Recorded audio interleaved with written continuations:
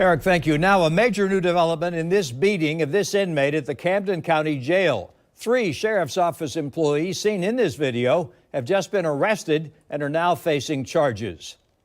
We've also learned those 3 employees have been fired from the sheriff's office now that former inmates' attorneys are asking the Department of Justice to open a bigger investigation.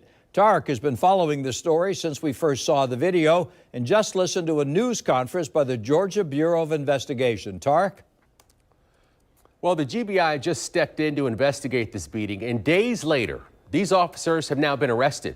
The beating of 41-year-old Jared Hobbs occurred back in September. It wasn't an isolated incident, according to his lawyers. Civil rights lawyer Harry Daniels says since that video came out, other injustices inside the detention center have been brought to his attention.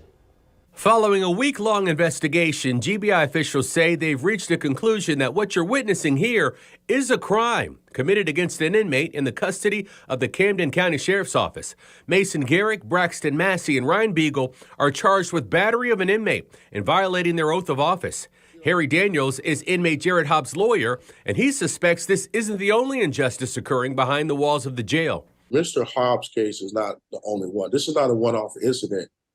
Since this story broke, multiple people came forth, and these are valid claims. I mean, you can imagine the claims that we get all the time, phone calls we get across the nation. One of those cases, according to Daniels, involves a former sergeant at the jail who claims she was wrongfully terminated for flagging what she perceived as excessive and unnecessary force against inmates.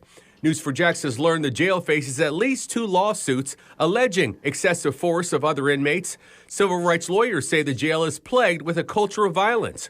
Daniels wants the Department of Justice to investigate what he perceives as valid claims. When I say valid claims, I'm talking about video, injuries, a lot of litigation, and some things you cannot explain. You can't explain how a middle-aged man go inside a jail with no injuries and look like somebody sitting through a gauntlet.